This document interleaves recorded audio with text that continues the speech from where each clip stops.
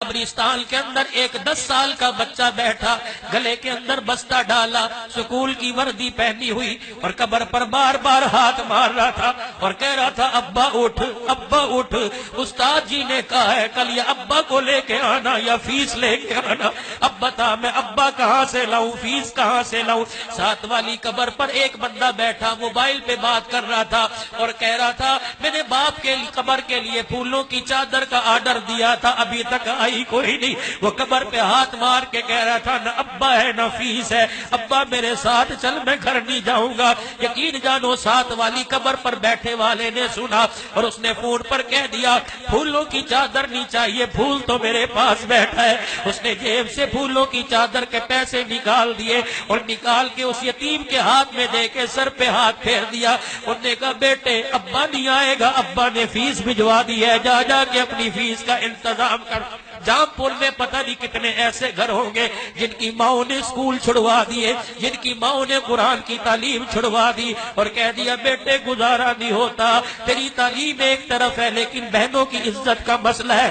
اللہ کی قسم اس 10 سال کے بچے سے پوچھ ابا کہاں ہے جس نے موٹر سائیکل کے تیل میں اپنے ہاتھ کالے کر رکھے ہیں؟ اس 12 سال کے بچے سے پوچھ تیرا 12 سال کا اے سی کی ہوا سے نہیں نکلتا۔ اللہ کی قسم یہ سارا دن ٹریکٹر ٹرالی کی دکان پر مالک کی جھڑکیاں کھا رہا ہے، کبھی چائے لا رہا ہے، کبھی روڈ پہ جھاڑو دے کے پانی چھڑک رہا ہے۔ اس کے سر پہ ہاتھ رکھ، اے بیٹے تجھے یہاں تک کون سی نوبت لے کے آئی؟ وہ کہے گا بابو جو وردیاں پہن کے جا رہے ہیں ان کا ابا گھر میں موجود ہے، میرا ابا قبر میں موجود ہے، میں اس لیے یہاں کام کر رہا ہوں۔ یقین جانو میرے بابو کبھی ان کے لیے تو التزام کر کے دیکھ۔ رب کعبہ کی قسم ہے اپنوں کو تو فروٹ روزانہ کھلاتے ہو، کسی یتیم کی جھولی میں فروٹ ڈال کے دیکھ اللہ جنت کے میووں کا تیرے لیے انتظام کر دے گا۔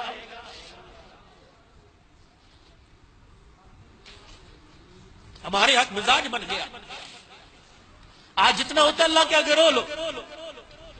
ہمارے یہاں مزاج بن گیا، کسی کی 10 روپے کی بھی ولی صاحب مدد کرے نا دعا کرنا جی، دعا کرنا کہ مر گئے دعا کے چکر کے اندر، بیڑا غرق کر لیا۔ انبیاء کے بعد سن لو، علماء مجمع بیٹھا علماء کا، انبیاء علیہ السلام کے بعد جن کی دعائیں قبول ہوتی ہیں وہ ماں باپ کی دعائیں۔ لیتا ہی کوئی نہیں ان سے دعائیں، ماں باپ سے دعا لینے کا وہ لوگوں کا مزاج ہی ختم ہو گیا۔ جس کے کپڑے اترے دیکھے پیچھے لگ گئے، نمبر بھی دو اور دعائیں دو، لعنت ایسی زندگی کے اوپر۔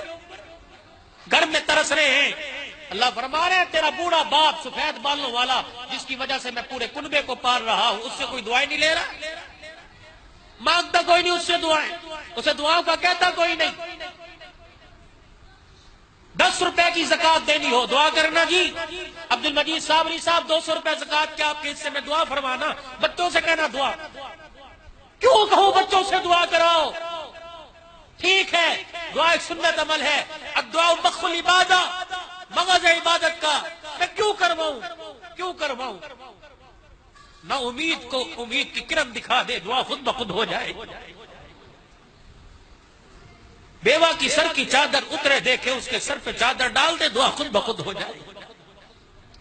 یتیم کو روتا دیکھا اس کی جیب میں 10 روپے ڈال کے اسے ہنستا دیکھ، دعا خود بخود ہو جائے۔ رمضان المبارک کا مہینہ آ رہا ہے، 10,000 کی کسی نے زکات دینی ہے، راشن کی تھیلیاں بنا کے اخبار میں تصویریں اور بینر لگایا جا رہا ہے، 2 دے کے افطاری کی کرا کے افطاری کا انتظام کر کے نمود و نمائش زکات تقسیم ہو رہی ہے جی۔ اتنے دیر تیرا گندا مال کو پاک کرنے کے لیے اللہ نے ایک یہ تجھے ایک بہانہ دیا ہے، اس پر کیا احسان ہے؟ اللہ مبارک لنا فی رجب و شعبان وبلغنا رمضان، کیا میرے نبی کی دعا نہیں؟ اللہ رجب اور شعبان میں برکت دے اور اس کے صدقے سے رمضان دے۔ تم خوب جانتے ہو تمہارے محلے میں بیوائیں کیسے زندگی گزار رہی ہیں، تم خوب جانتے ہو سفید جوڑا پہن کے روزانہ گھر سے نکلتا ہے، اس کے ہاتھ اور دیکھ کہ اس کی کھال بھی چپک گئی ہے، تجھے اس کے چہرے سے نظر نہیں آتا، اسے 24 گھنٹے میں ایک مرتبہ بھی روٹی نہیں ملتی،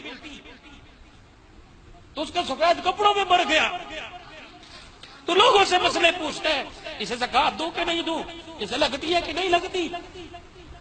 کبھی رب نے بھی تیرے سے پوچھا کہ ساری رات زنا کر کے آیا ہے، ساری رات تُو نے بدماشی کی ہے، تجھے رزق لگتا ہے کہ نہیں لگتا؟